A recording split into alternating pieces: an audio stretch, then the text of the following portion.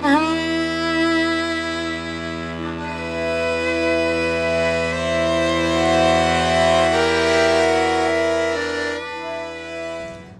and welcome to The Witch of Pine Hollow. This is very excitingly the first video since I decided to combine my two online presences. I don't know why I decided to make the DIY Witch a totally separate thing, but this is exciting. We will be The Witch of Pine Hollow for now. Don't worry, the crafting shenanigans will continue. This week we're going to be creating a little ritual, but this opens us up to talk about tarot more and just dive into the cards. I've gotten a lot of positive feedback about my explanations and meanings personally for the tarot cards, so I want to go through and dissect each card in the deck in a series of videos. Maybe every other week will be a tarot card, and then the other week will be a ritual or a craft or me painting my kitchen or whatever I'm deciding to do, where I take that witchcraft and put it into my real life.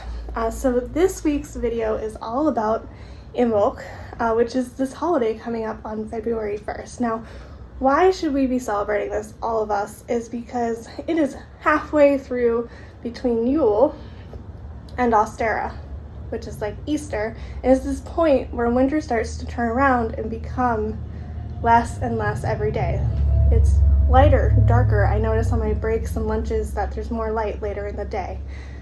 We are still getting a ton of snow. It's not like it is in Europe where the snowdrops are coming up and you might start to see some flowers, but I still think it's really important to celebrate it right now because we really need it. It's been forever since Yule or Christmas. It's forever until the spring, and we're kind of stuck in this sad winter spot. And what better time to do some self-reflection, celebrate that we're halfway there, and do something for you to center yourself with your body and mind and spirit. So let's talk a little bit about background for Imbolc. I have this wonderful quote from this book I've had for a couple years. It's Llewellyn's Sabat Essentials, Imbolc, Rituals, Recipes, and Lores for Brigid's Day. It's got this adorable little lamb on the cover, and there's just really helpful stuff in here, especially the history. So a few points from that book. It's the turning point when life eagerly begins to look forward to increasingly warmer days.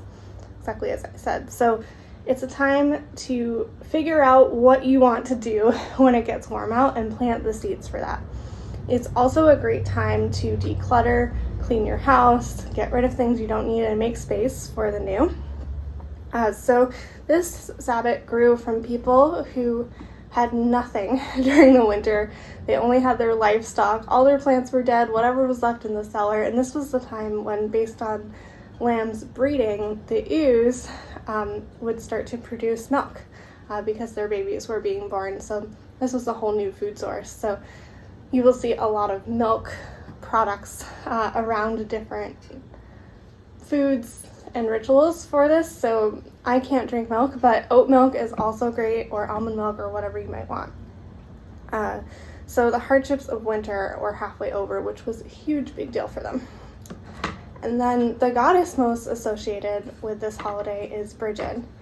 So she is this amazing, fiery, red-haired goddess of creativity, metalworking, fertility, transformation, wisdom, poetry, change, fire flame, inspiration, prophecy, education, learning, just this wonderful force of new life and forging forward is the way that I think of her. She's someone that I've worked with since I was very young. I remember the first spell I ever did was with her, and it was really powerful for me. So I actually have an image of her on my office wall, and I'm always looking to her to keep forging forward and keep that fire within me. So she's really great to work with, and we'll be doing in a little bit a little ritual that you can burn a candle for her. So some other activities that you can do beyond what I'm going to show you today for Imbolc is you can plan your garden. If you want to garden, you can either draw out that new vegetable garden you're looking to build like I am this summer, which I'm going to be working on this weekend while it snows 14 inches. You can plan out different projects you want to do in your home, different goals you have, and journal about it as well. You can do a tarot spread, which I actually created one, which we'll talk about in a little bit, or you can just pick one from the internet, from a book that you've been really wanting to do that focuses on the future and like what seeds you can plant now to then grow later. So the tarot spread that I picked has 3 questions in it. What do I want to plant? What do I need to discard? And what should I take with me? So planting, this is the time when those little plants start to show up out of the ground. So it's like, what do I want to grow within me for this next cycle of the year? What do I need to get rid of? This is the time of cleansing. So what is no longer serving me?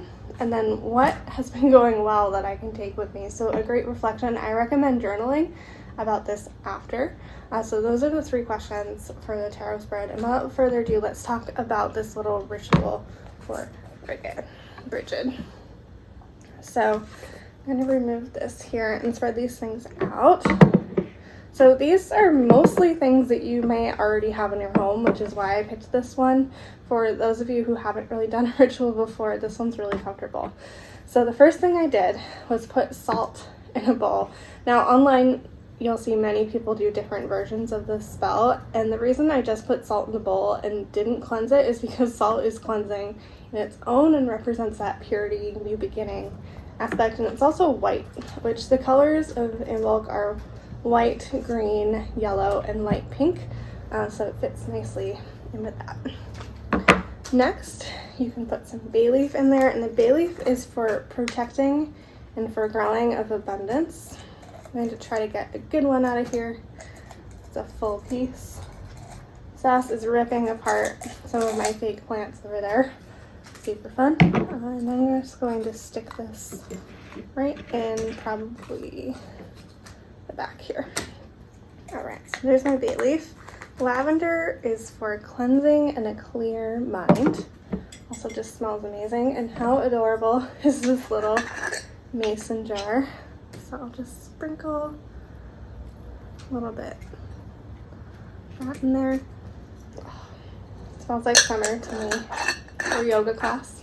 And then rosemary is for cleansing, strength, protection, and to banish negativity. So as you're cleansing, planting new seeds, etc., you want to put some rosemary in there.